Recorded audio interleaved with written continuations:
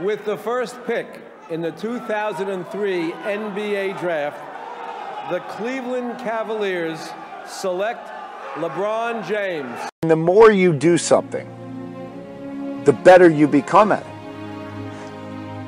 And we think that when we look up to people, that they were just like given this God-given ability, that they were just born with talent, that they were born, a comedian was born really funny, and that a news anchor just was like great on the mic from day one. And the reality is that this is just a matter of conditioning. Stepping outside your comfort zone and being able to persevere through that anxiety, through that fear. Everyone is scared the first time they do something. You don't think a dentist, the first patient he ever sees, is shaking in his boots? It's the reality of it. But after you've been doing it for 10 years, you're no longer shaking. Right? And that's a little easier to wrap your head around than more glorifying professions that are a little harder to be prominent in, like acting or athletics. These people poured their heart and soul into something. And so they stepped outside the anxiety and the fears in the beginning and just kept putting themselves out there, failing, mistakes. That news anchor, over and over again, just practiced and made a lot of mistakes in their regimen. But they just did it over and over again, and eventually you see the end result. Only after they're really good at something. But they're only really good at something because of all the effort they put in beforehand. They don't become really good at something and then they decide to put the effort in. That's not how it works. This world is 50-50. But you have to give first to receive. The giving has to take place first. And then you will receive. Right? This stuff is, you think it's in the Bible for nothing.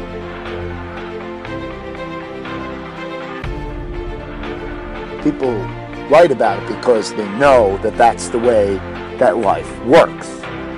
They see it with their own two eyes. Everywhere around you is a give-take world. The ball goes up and it comes down, but you got to fill the ball up first for it to come down.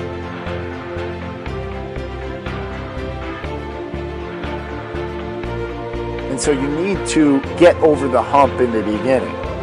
To really put yourself out there, step outside your comfort zone. You will feel discomfort.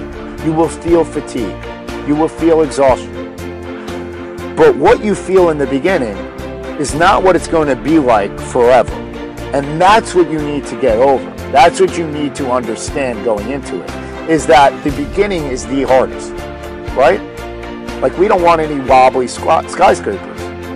So the foundation is the most important part. That's more time is spent on that than any other floor. The foundation is the hardest part to lay down.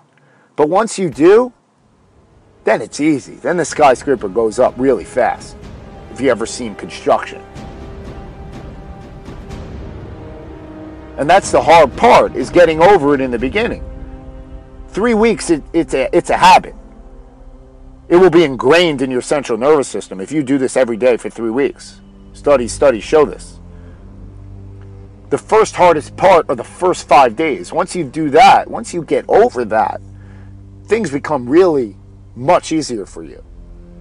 And then you're on this path towards greatness. The anxiety goes away, the fear goes away, the stress goes away. The hardest part about getting a ship moving is the beginning. That's where, like the NASA shuttles, the most fuel is used in that launch.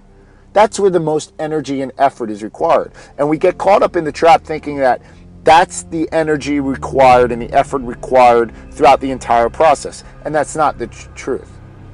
You will adapt. It will be easier for you. But it's a matter of getting over that fear in the beginning to then get to that point where it's ingrained in your central nervous system. Then you're on autopilot.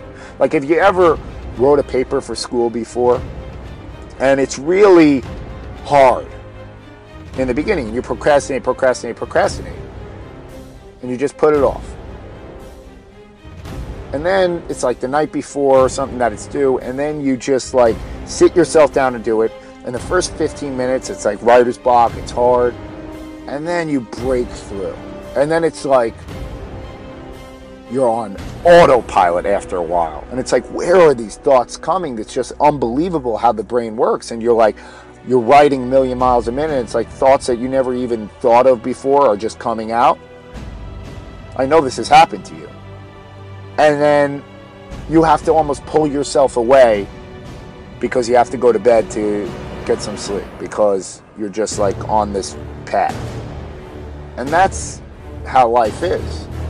Once you get involved in something, it just goes on autopilot to where you start thinking of like really elaborate stuff, higher level stuff that beginner people who are outside do not experience, so from the outside they look at these successful people and they're like, how do they do this? I don't understand how they're able to do this. And of course you don't, because you never immersed yourself in that process. But once you immerse yourself in that process, you could do it too. They are not made of something different as you think they are. They're flesh and blood like you. But life is more about conditioning and habitual routines and stepping outside this comfort zone than it is about genetics. You have a genetic envelope, no question. And you may be endowed with certain gifts and qualities, but I guarantee you that many successful people wish they had qualities that you have, because no one's perfect in this world. Everyone is imperfect, right? But you can't be on this quest to be perfect. You are imperfect. So the quest is not to be perfect. You will never get there. If that's your goal, you will fail in that goal. The quest is to be the best you. And the only way to be the best you is to break through your fears. Because that is the brick wall to your comfort zone. And if you break down that brick wall, that comfort zone just expands. And it knows no bounds. So literally everything on this planet could be within your comfort if you choose to break down those walls.